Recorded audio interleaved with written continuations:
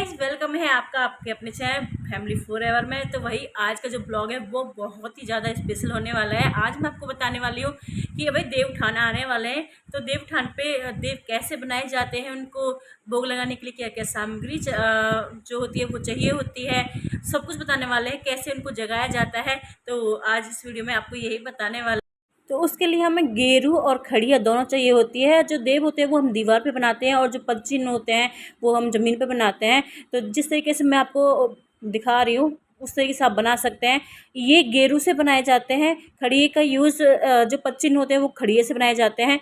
तो कुछ लोग पूछते हैं कि क्या हम रंगोली के जो कलर होते हैं उनसे यूज़ कर सकते हैं। तो वैसे तो नहीं करने चाहिए। गेरू का इसमें विशेष महत्व होता है, तो गेरू का ही यूज़ करना चाहिए। पर अगर आपके पास नहीं है तो आप उनको किसी कागज़ पर, किसी पेपर पर बनाएं, तो तब उनका यूज़ करें। तो इस तरीके से आपको ये बनाना है। आप अपने तरीके से इनको डेकोरेट कर सकते हैं। डिज़ाइन है वो अच्छे से बना सकते हैं अपने खुद से सोच के। कोई भी अच्छा सा सुंदर से दिखने चाहिए भगवान हमारे। तो इस तरीके से भाई बना लेते हैं इनको। और ये मैंने अपनी मम्मी से सीखा है। हम बचपन से देखते आ रहे हैं। वैसे गांव में तो ये सब चीज़ें होती रहती है। शहरों में थोड़ा बच्चे आजकल थोड़ा बिजी भी हो गए हैं, फ़ोनों में ज़्यादा लगे रहते हैं, तो इतना ध्यान नहीं दे पाते। लेकिन हमारे टाइम पे तो भाई हम ऐसी चीज़ों पे बड़ा ध्यान दिया दिया करते थे। हमें देख देख के ये सारी चीज़ें आ गई थी। तो यहाँ पर हमें प्रभु श्री नारायण बनाए जाते हैं। तो इस तरीके से आपको भी यहाँ पे बनाने हैं। ये प्रभु श्री नारायण जी बनाए जाते हैं, यहाँ पे स्थापित किए जाते हैं इस तरीके से। तो आप इनको भी अच्छे से बनाएं। उसके अलावा यहाँ पे हमें अपने पंचदेव बनाए जाते हैं।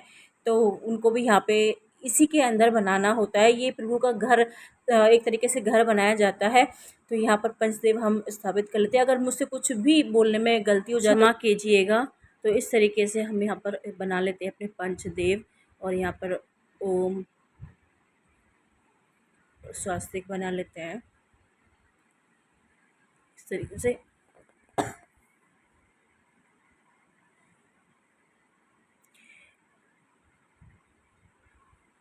यहाँ पर प्रभु जी को कमल बहुत प्रिय थे। यहाँ पर कमल बना लेते हैं, फूल बना लेते हैं।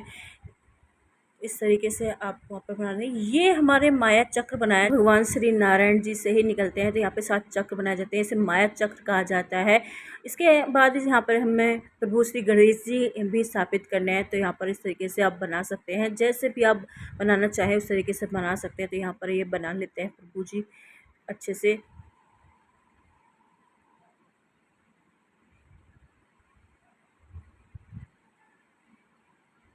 वीडियो पसंद आए तो लाइक ज़रूर कीजिएगा, शेयर कीजिएगा। वैसे ही मेरा ब्लॉगिंग चैनल है, तो ब्लॉगिंग चैनल में ये बता रही हूँ। ये स्वर्ग सीढ़ी बनाई जाती है, स्वर्ग के लिए जाने वाली सीढ़ी। यहाँ पर गौ माता भी बनाते हैं। गौ माता का भी हमारे यहाँ पे पूजन किया जाता है। तो यहाँ पे गौ माता बना देते हैं। तो इस तरीके से आप बना के यहाँ पर उनको भी यहाँ पे स्थापित करें, तो उनका भी हमें पूजन करना होता है। दिए बना देते हैं, क्योंकि दिए का भी काफ़ी अच्छा महत्व यहाँ पे माना जाता है। दिए यहाँ पे बनाने बहुत ज़रूरी होते हैं। तो इस तरीके से आप बना सकते हैं। यहाँ पे ये प्रभु जी हमारे जो है बन गए हैं। अब हमें जो पदचिन्ह बनाने होते हैं, हमारे घर में जितने भी मेंबर होते हैं, जितने भी लोग होते हैं, उनके सबके पैर यहाँ पे हमें बनाने होते हैं। वैसे तो ये जो खड़िया मिट्टी होती है उससे बनाए जाते हैं, लेकिन यहाँ पे जो पत्थर है वो सफ़ेद है, तो उस वजह से अगर वाइट से बनाएंगे तो दिखेगा नहीं। पर यहाँ पे गेरू से बना रहे हैं, आपकी मर्जी, आप गेरू से बनाना चाहें तो गेरू से, नहीं तो खड़िया से बना लें। तो इस तरीके से आप बना सकते हैं। ये हमारे पशुओं के पदचिन्ह बनाए जाते हैं। तो पहले तो सबके यहाँ पे पशु होते थे, लेकिन अब नहीं है। और ये हमारे चौखट पे बनाए जाते हैं पदचिन्ह। सामग्री हमें चाहिए होती है जो भी नया नया आया होता है, यानी कि जो भगवान जी को पहले भोग लगाने के बाद ही हमें खाना होता है। जैसे गाजर, शकरकंद, सिंगाड़े, मूली, ये सब चीज़ें नई नई आई होती है, तो उन्हीं का भोग लगाया जाता है। गन्ने गन्ने भगवान जी का भोग लगाने के बाद ही खाने शुरू हो जाते हैं।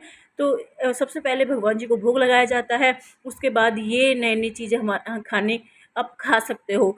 तो पहले ये सब सारी चीज़ जो भी नई नई सीजनल चीज़ें होती हैं वो यहाँ पे रखी जाती हैं। सिक्का रखा जाता है, फूल लिए जाते हैं। तो आपके घर में जो भी फूल, आपके पास जो भी फूल है वो वहाँ पे ले लीजिएगा। इसके अलावा हमें कुछ सामग्री और चाहिए होती है। गन्ना गन्ना भी यहाँ पे वैसे तो शहरों में मिल जाता है। और यहाँ पे भोग लगाने के लिए हमें जवे, दूध वाले जवे बनाए हैं, क्योंकि एकादशी है तो खीर नहीं बना सकते। तो इसलिए जवे बना लिए हैं। गेहूँ यहाँ पर लेने बहुत ज़रूरी होते हैं।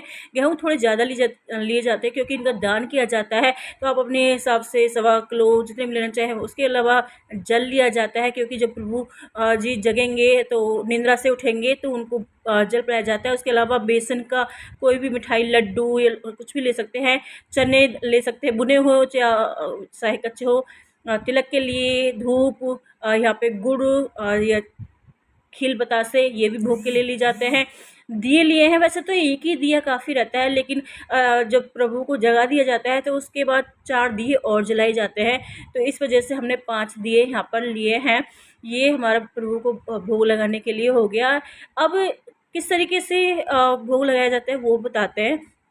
तो जहाँ पर हमने ये माया चक्र बनाया है वहाँ पे जो हमने गेहूँ लिए हैं वो सारे वहाँ पे रखने हैं।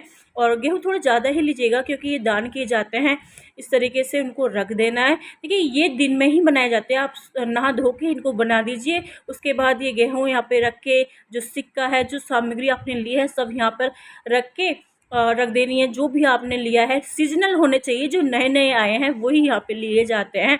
तो मैं यहाँ पे सब कुछ रख देती हूँ। सिक्का लीजिएगा, नोट मत लीजिएगा। नोट से क्योंकि यहाँ पे दिया रखा जाता है तो फिर थोड़ा जलने का डर रहता है। तो सिक्का यहाँ पे रखिएगा और सारी सामग्री को यहाँ पर इस तरीके से रख देना है। उसके बाद आपको क्या करना है, ये दिन में ही करना है। वैसे तो पूजन रात के टाइम होता है, मतलब जब अंधेरा हो जाता है तब होता है, लेकिन ये सारी चीज़ें आपको दिन में ही बना के रख देनी है। उसके बाद आपको जो भी जितना भोग का सामान लिया सब यहाँ पे आपको रख देना है। आपके पास उसके बाद आपको आपके पास परात है या थाली या फिर कोई छलनी या टोकरी कोई भी है, उस पे स्वास्तिक बना के और उनसे इनको ढक के रख देना है। तो इनको ढक के जब तक पूजा का टाइम नहीं होता तब तक इनको ढक के रख देना है। जब पूजा का टाइम हो जाता है तो हम इस तरीके से यहाँ पे ढक के रखेंगे। पूजा का टाइम हो जाएगा तो हमें यहाँ पे एक दिया जलाना है। तो ये दिया जला के इस तरीके से हम एक दिया ले लेते हैं, इसको जला लेते हैं।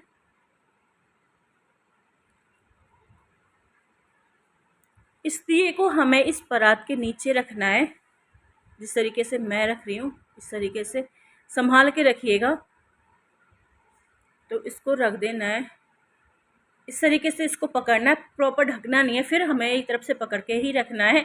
और यहाँ पर एक गीत गाया जाता है, उठो देव बैठो देव, देव सोए साढ़ मास देव उठे कार्तिक मास कोरा कलसा मीठा पानी उठो देव पियो पानी हाथ पैर फटकारो देव उंगलियां चटकारो देव क्वारों के ब्याह कराओ देव ब्याहों की कॉल कराओ देव सिंगाड़ों के भोग लगाओ देव तुम पर फूल चढ़ाएं देव घी के दिए जलाएं देव आओ देव पधारो देव तुमको हम मनाएं देव जितने जंगल झाऊ झूंड उतने इस घर जन्मे पूत जितनी अंबर तारैया उतनी इस घर बउरिया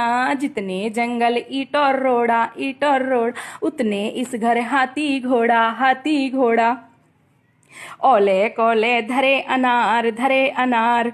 अब अपने घर के सभी बच्चों और बुजुर्गों के नाम लें। जैसे मैं तो कह रही हूँ कि ये हैं कृष्ण जी थारे यार, ये हैं बलदाऊ जी थारे यार। ओले कोले भगवान की जय।